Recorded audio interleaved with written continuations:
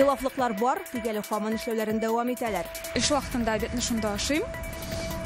Миңа анда ашый тәмле пешерәләр. Казанда тагын бер кафе ябылырга тиеш. Там пока нам постановление суда не было, как постановление будет закроем. Кайда ашап, хастаханәгә эләгергә мөмкин. Бу хакта тулырак Эльмира Имамиева материалында. Кызлар тәмәкене егетләргә караганда күбрәк тарта башлаган. Булачак әниләр бала таба алырмы? Хәзер балалар ингалятор аша никотин тарта. Кеше күп тарта, кеше тарта тәмәкене дә, кальянны да, шундый модный дигән әйберне вейп. Ни өчен вейп, кальян һәм электрон тәмәке мәктәп укучылары арасында күбрәк таралган? Фикерләрне Инзилә Хөсәйнова тыңлады. Акчадан да колак какканнар төзелергә тиешле йортта юк. Но вот в июне месяце, как они забили, вкрутили сваи, на этом все. Өйле булабыз дип хыялланган кешеләр полициягә гариза язырга мәҗбүр. Свайлар басылды һәм бу обшивка төшә башланды. Мотор сүзгә ышанып, мошенниклар кулына эләкмәгәннәрме? Четерекле мәсьәлә турында тулырак Илдар Сафиуллин. Әлеге һәм башка яңалыклар хакында алдагы ярты сәгатьтә Татарстан хәбәрләрендә сөйләрбез, исәнмесез. Студиядә Люциана Тфулин эшли. Казанда 7 яшьлек малайны бәрдергән Хавейл машинасы йөртүчесен 15 тәүлеккә тоткарладылар. Әлеге хәл Душанбе Чуйков урамында килеп чыккан иде. 2 сәгатьтән баланың гомере өзелә. Әмма йөртүчене тоткарлауның сәбәбе башка. Тикшерүчеләр аның 187 тапкыр юл йөрү кагыйдәләрен бузуын ачыклаган. Шуның 9-ы таныклык алган чук теркәлгән. Шул вакытта ират штрафларының 31-ен генә түләгән була. Казанда суд Исфара кафесы эшчәнлеген туктату турында карар чыгарган. Авангард урамында урнашкан бу учреждениедә Роспотребнадзор санитар таләпләренең үтәлмәвен, коткаручылар янгын куркынычсызлыгы буенча хилафлыклар барлыгын ачыклый. Ризык җитештерүче бу кафелар челтәрне алар җәй көне булган хәлдән соң тикшергән. Даури урамындагы туклану урынында 15 кеше агуланган иде. Бу Казанның Авангард урамындагы кафеларның берсе, биредә көнчыгыш ризыкларын әзерлиләр. Әле сентябрьдә Роспотребнадзор идарәсе монда санитар таләпләрнең үтәлмәвен ачыклаган була. Әмма бүген ни күрәбез? Кафе ачык, кеше күп. Күрүебезчә, бирегә тамак ялгарга балалар, олылар, студентлар да килә. Хастаханәгә илтүче ризык әзерләгән бу кафеның нинди кагыйдәләр бузуын алар белми. Эштән соң эш вакытында бетне шунда ашыйм. Миңа анда ашый тәмле пешерәләр. Бик күп йөриләр. Җәй көннәрендә бик күп кеше кереп ашый анда. Сентябрь айында монда Роспотребнадзор белән прокуратура тикшерү башлый. Ул вакытта итне тиешле документларсыз китерүләрен ачыклыйлар. Кайбер хезмәткәрләрнең медицина кенәгәсе булмый. Бинаны җыештыру һәм дезинфекция ясау тәртибе үтәлмәгән. Шуңа өстәп янгын куркынычсызлыгы буенча да хилафлыклар табыла. Нәтиҗәдә бер юлы 3 административ эш кузгаталар. Ул судка барып җитә, ябарга дигән карар 29 ноябрьдә чыгарыла. Идел буе районы прокурорының Авангардны урамында урнашкан Исфара кафесына карата дәгъвасы суд тарафыннан тулысынча канәгатьләндерелде. Исегезгә төшерәбез, биредә тикшерү вакытында санитар-эпидемиологик һәм янгын куркынычсызлык кагыйдәләрен бузу очраклары ачыкланган иде. Хәзер суд карары гамәлгә кергәч, аның үтәлешен район прокуратурасы үз контролена алачак. Хезмәткәрләр безнең белән аралашырга теләмәде, җавапны кыска тоттылар. Там пока нам постановление суда не было, как постановление будет закроем. Биредә тукланучылар монда кешенең күп булуына шаккатмый, күбесе төшке ашу вакытында килә, икенчеләре аны моннан үзе белән алып китә. Әмма кухнядагы хәлләр турында хәбәрдар түгелләр. Санитар таләпләрнең үтәлмәвен бездән генә белделәр. Шул тараканнар килеп чыкканнан бирле кафега йөргәнебез юк. Тем более аннан бер нәрсә алып ашаганыбыз юк. Тараканнар инде безгә җәй көне килделәр. Без уйлыйбыз алардан дип. Һәр эшмәкәр үзенең эш урынын чиста тотырга, дөрес тотырга, матур тотырга тырыша. Чөнки шунардан бит клиентларның килүе дә зависит бит каты. Әгәр дә ул анда тәртип сакламаса, матурлык сакламаса, санитария нормаларын үтәмәсә, кеше дә килмәячәк. Исфара кафесі Казанда 7 урында урнашкан. Быел җәй Даури урамындагысында 15 кеше агуланган була. Ул вакытта җинаять эше кузгатылды. Без бүген Роспотребнадзор идарәсенә мөрәҗәгать иттек. 2024 елда республиканың судларына санитар гигиена таләпләрен бузу очраклары буенча 13 материал җибәрелде. Аларның нигезендә 13 кафеның эш вакытлыча туктатылды. 25тән алып 90 тәүлеккә кадәр алар барлык тәртип бузуларын төзәтергә тиеш. Шул вакыт узгач, идарәнең инспекторлары яңадан тикшерү белән чыга.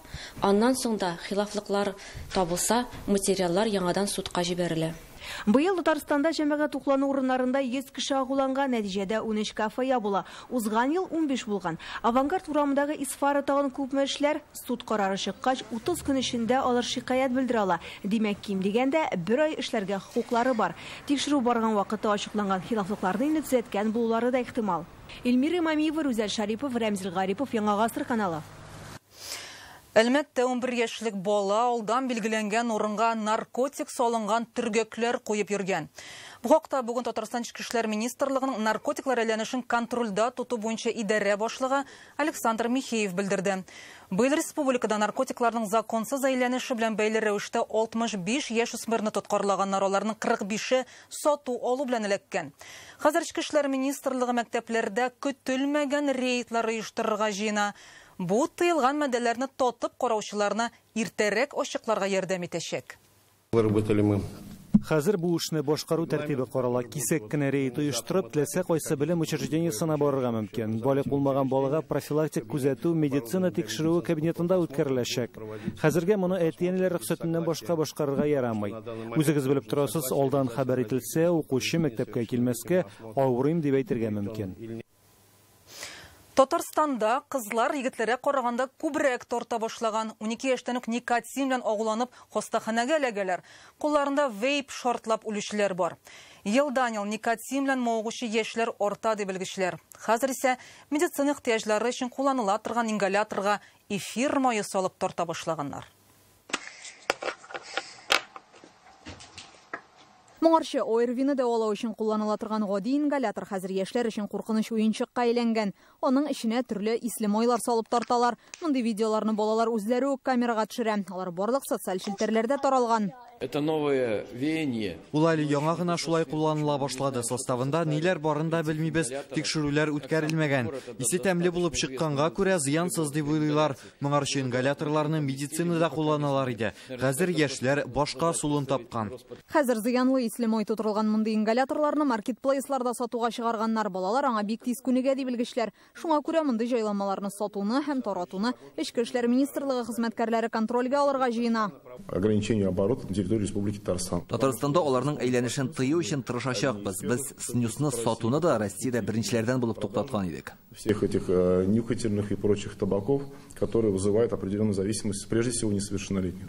Росстат үткәргән соңгы тикшерүләр буенча Россиядәге халыкның 42% составында никотин булган зыянлы әйберләр тарта. Иң киң таралганнары электрон тәмәке, кальян һәм вейп. Ләкин алардан үпкәгә кергән төтен гади тәмәкенекенә караганда 20 тапкырга зыянлырак дип белгечләр.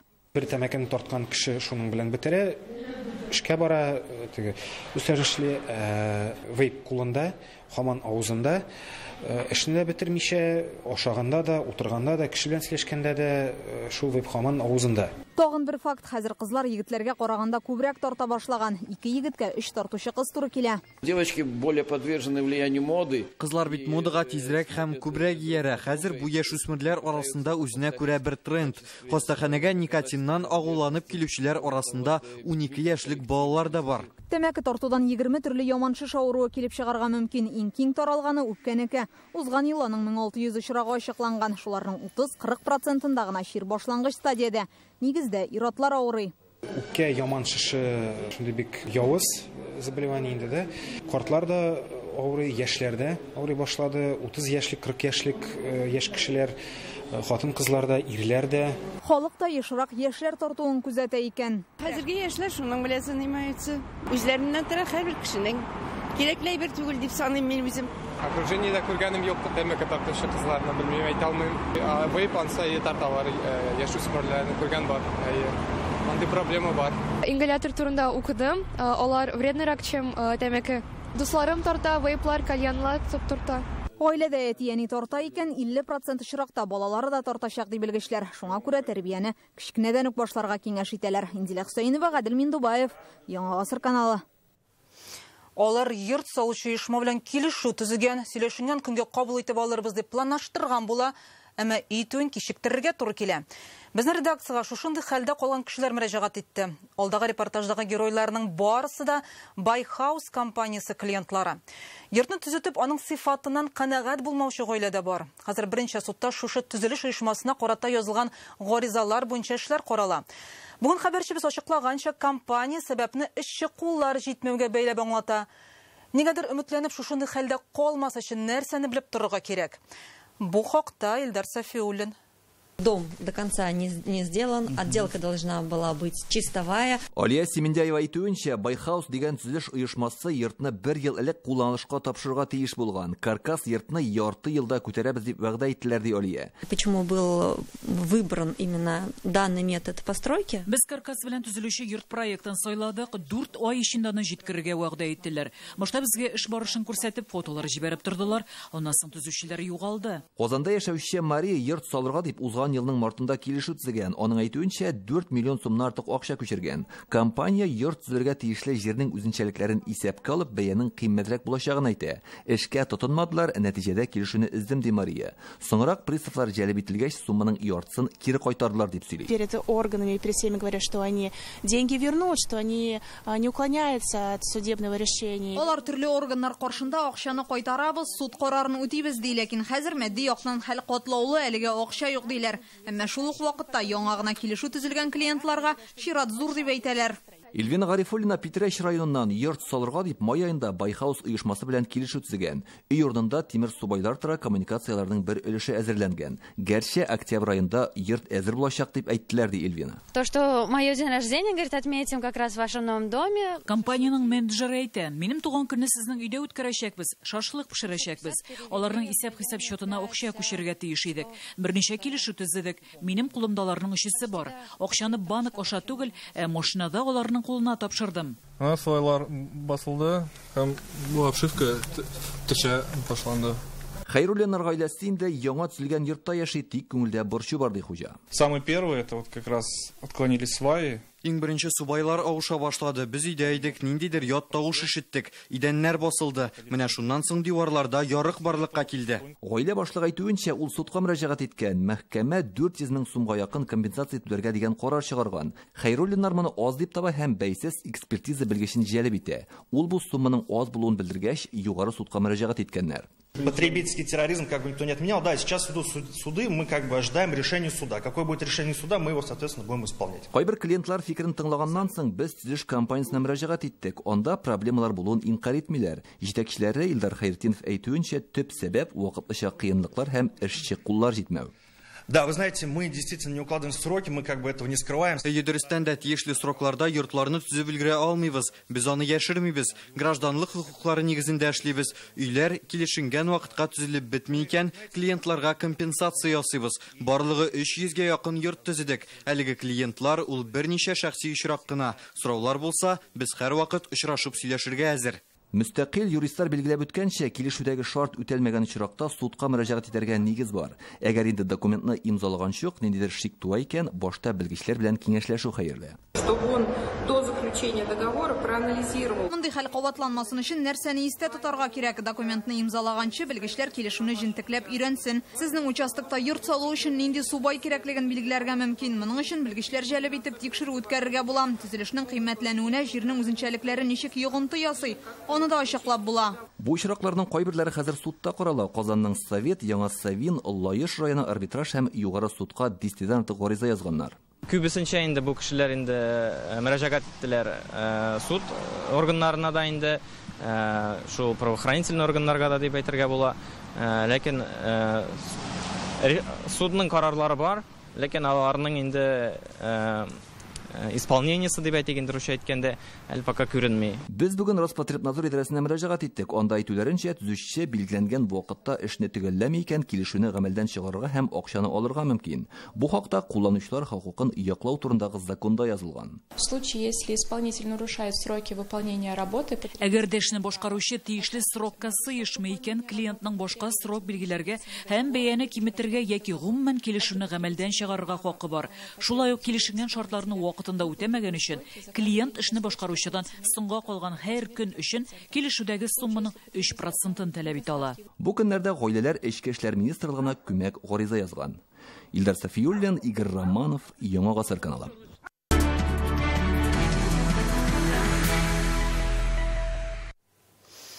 Бүген Рөстәм Миннеханов эш сәфәре белән Мәскәүгә барды. Ул Россия президенты каршындагы стратегик үсеш һәм ил күләм проектлар советы утырышында катнашты. Аны Владимир Путин уздыра. Төп тема илнең 2025-30 еллардагы үсеше. Россия президенты тәмамланып килүче ил күләм проектлар икътисадны, социаль юнәлешне һәм халыкның яшәү шартларын яхшыртырга ярдәм итте дип белдерде. 2018 елдан башлап 95 мең ишек алды төзекләндерелгән. Уңайлы шәһәр мөхите булдыру программасы буенча 800 проект тормышка ашырылган. Федераль һәм төбәк юллары салынган. Экология күләм проекты буенча 242 урында чүплекләр бетерелгән, җирләргә рекультивация ясалган. Бүген илдә волонтерлар көне билгеләп үтелә. Аларга Рөстәм Миннеханов рәхмәтен җиткерде. Ул социаль челтәргә видео язма урнаштырган. Республикада хәзер 3229 волонтерлык берләшмәсе бар. Аларда 200 мең кеше хезмәт куя. Махсус хәрби операциядә хәрбиләргә алар кирәк-ярак җыярга булыша. Үзләре челтәр үрә, окоп шәмнәр ясый. Бүген киң күңелле ярдәмчел кешеләр бәйрәме. Игелекле гамәлләрегез өчен рәхмәт, дуслар, диелә Татарстан рәисе котлавында.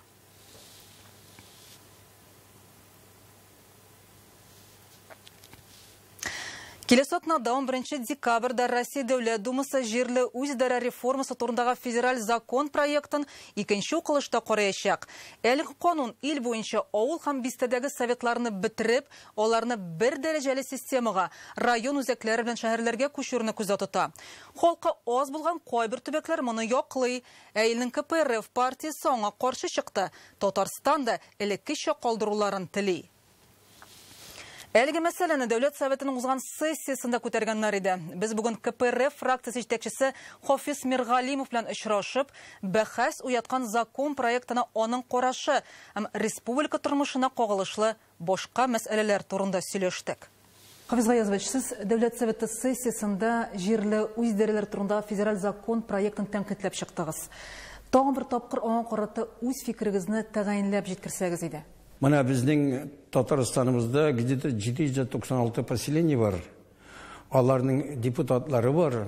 Ул депутатлар да поселениенең җитәкчесе дә шунда яшәп, шунда торып, мына шул эшләрне, социаль мәсьәләләр булмасын, экономик булмасын, җирле идарәнең аның күп эше, әле менә налоглар булмасын, самообложение дигән безнең понятиебездә бар бит.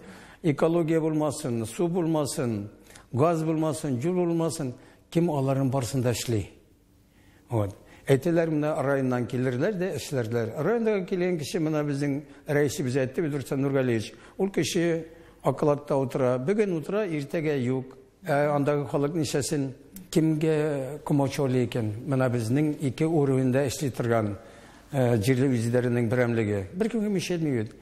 Менә рәисебез әйтте, Рөстәм Нургалиевич, әдәгәрдә кайсы бер өлкәләрдә халык әз, территория зур, акча күбрәк кирәк.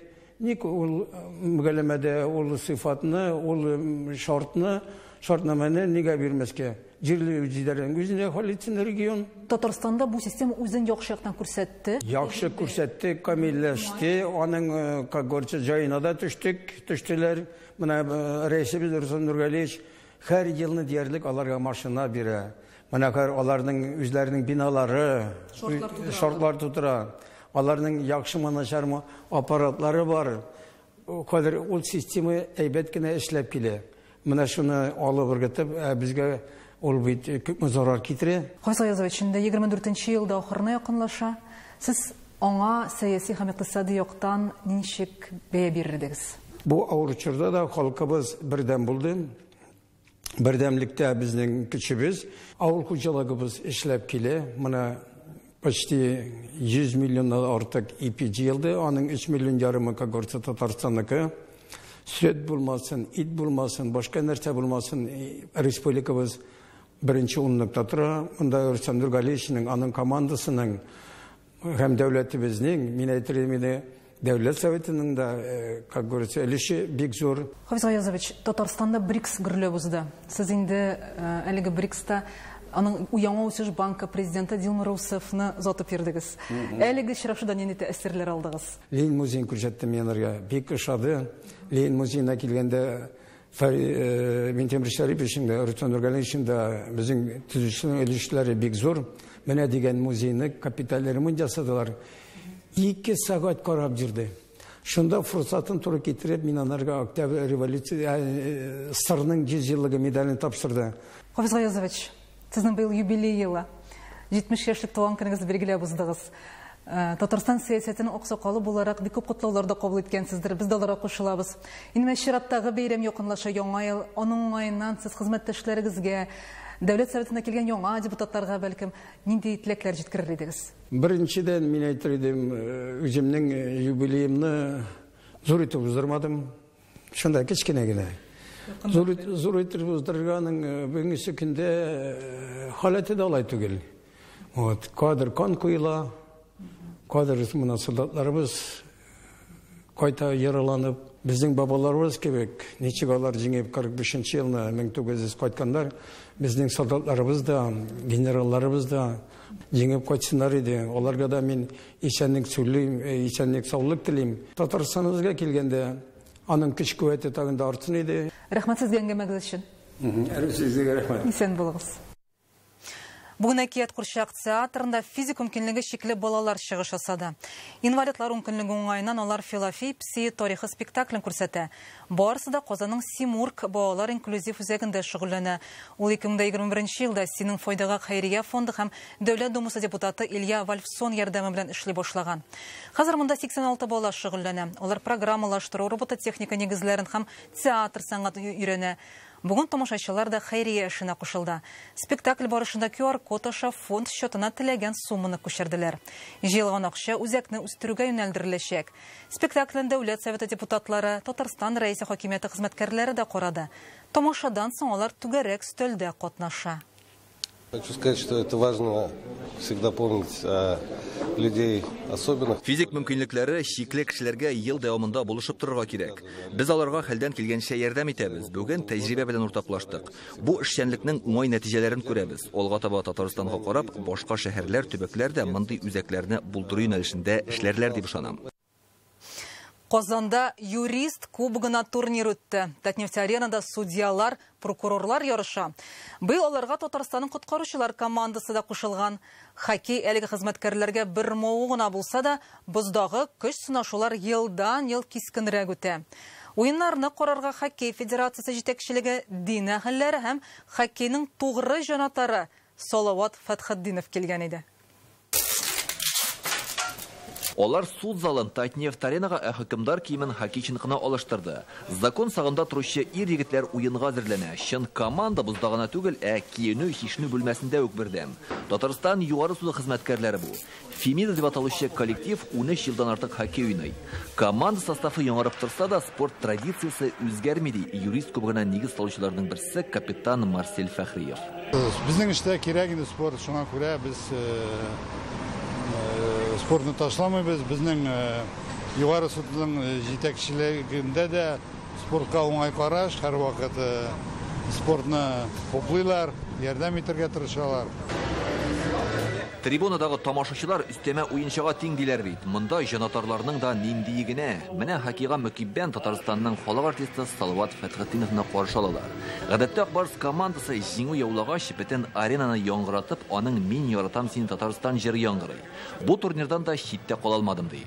Иң мөһиме уйныйлар бит, иң мөһиме. Уйнасыннар. Хоккей бит инде үзегез халык уены. Бүтән кеше уйнаса бер сүзем юк. Минем инде үземдә бик уйнарга яратам. Хәзер инде минем андый мөмкинлекләр юк. Хәзер кенә ватылган, бәрелгән, сугылган җирләрем бик күп. Шуңа күрә читтәгенә карап булса да күңелемне тынычландырам. Беренче минутлардан ук кискен ярыш башлана. КХЛдан аермалы буларак 1 период 10 минут бара. Кемнең күпме гол кертүе мөһим түгел, шул рәвешле очрашу үзен итра. Вы знаете, я сам юрист. Үземдә юрист, шундый җитди һөнәрдәге кешеләрнең вакыт табып бозда ярышларын каравы аеруча күңелле. Җиңүгә омтылу, сәламәт яшәү рәвеше буенча үрнәк күрсәтәләр. Юрист кубогының ачылыш тантанасына дин әһелләре дә килгән. Хәрәкәттә бәрәкәт ди кунаклар. Bizning hazretlerning de komandalari var. Менә biz алар белән дә, юристлар белән дә уйныйбыз. Әлхәмдүлилlah, менә бүген чакырдылар, аларны котларга. Шатланып килдек үзебезнең дусларыбыз янына. Судьялар һәм прокурорлар өчен бу көтеп алынган күнегелгән ярыш, янгын сөндерүчеләр турнирда беренче мәртәбә чыгыш ясый. Физик яктан алар бик нык, һөнәр шуны таләп итә. Безнең дә физически biz baribir подготовленларың, безне ансыз булмый дигән кебек. Бүген күрсәтәбез үзебезне. Ничек әйтә булган. Бу ярышта Татарстан югары суды командасы тиңдәшсез булуын исбатлый. Фемида прокурор һәм коткаручыларны җиңеп 5нче мәртәбә күчмә кубокка ия булды. Илдар Сафиуллин, Рамзил Гарипов, Яңа Гасыр каналы. Хәзер рекламага бүленеп алганнан соң Айрат Шамс һава торышы белән таныштырыр. Мин сезнең белән сау булышам.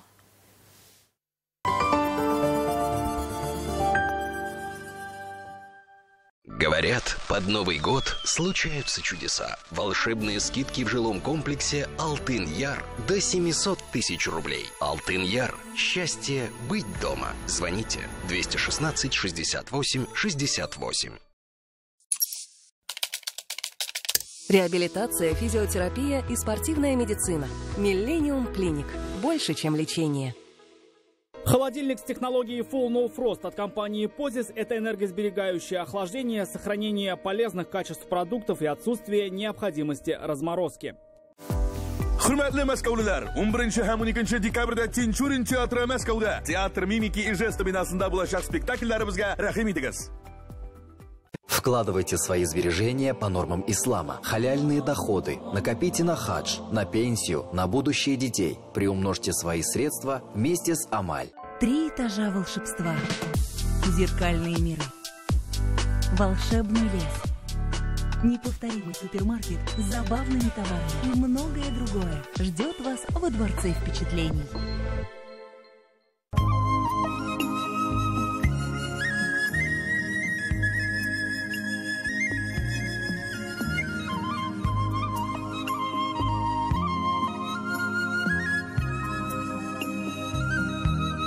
В этот Новый год Центрофинанс поможет поздравить вам близких. Получите деньги в офисе с одобрением до 90% на подарки любимым. А еще гарантированный подарок для вас. Ждем в офисах Центрофинанс.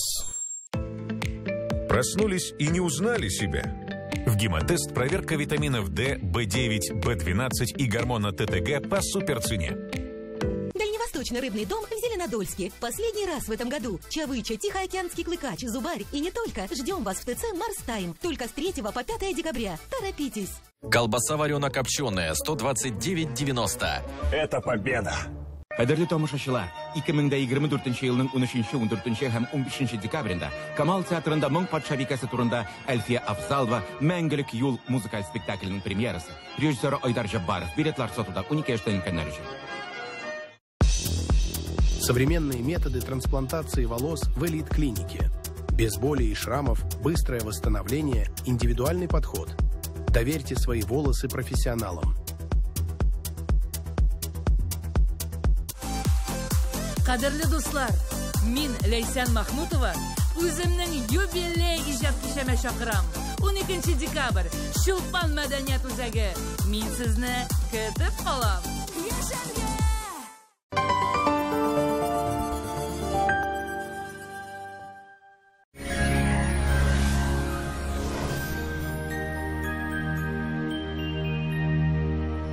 Исәнмесез? Сезнең белән мин, Айрат Шамс. Республика аша салкын атмосфера фронты уза. Температура түбәнәя, хәзер тулырак. Даниэл Мастер күңелегез теләгән корпус җиһазларын җитештерә. Декабрь аенда гына кухня гарнитурына заказ биргәндә юдыргыч, шкафка шалбар элгече бүләккә. Тулырак мәгълүматны Казандагы 2-167-166 телефонына шалтыратып белә аласыз. Яндекс Погода сервисы мәгълүматлары буенча Орша, Балташ, Кукмарада аяз ушан болытлы, явым-шымсыз. Көндез 7-8, төнлә 10-13 градус салкын. Бу Акайбыз һәм Апаста алмашынучан болытлы, явым-шым көтелми. Температура көндез 5-8, төнлә 9-12 градус салкын. Чистай Мамадыш һәм Яңа Шишмәдә дә аяз ушан болытлы, явым-шымсыз. Көндез температура 5-7, төнлә 10-12 градус салкын. Шаллы Түбән Кама Сарманда аяз ушан болытлы, явым-шым көтелми. Температура көндез -6-7, төнлә -10-12 градус. Әлмәт Бөгелмә һәм Баулыда болытлы, урыны белән аяза. Температура көндез 5-7, төнлә 11-12 градус салкын. Республиканың туристик шәһәрләрендә дә салкын. Зөядә көндез -7, төнлә -10 градус. Болытлы булачак, явым-шым көтелми. Болгарда алмашынучан болытлы, явым-шымсыз. Температура көндез -5, төнлә -9 градус. Алабугада аязучан болытлы, җепшек кар. Көндез 7, төнлә 11 градус салкын.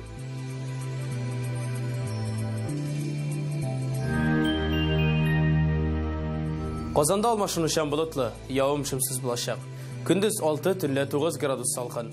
Атмосфера басымы югары. Ул терекөмеш баганасының 776 мм тәшкил итәчәк. Җил секундына 1 метрдан да кимрәк. Дымлылык 80%. Җирнең магнит хыры тыныч. Әлегә шулар. Эш атнасы уңышлы тәмамлансын.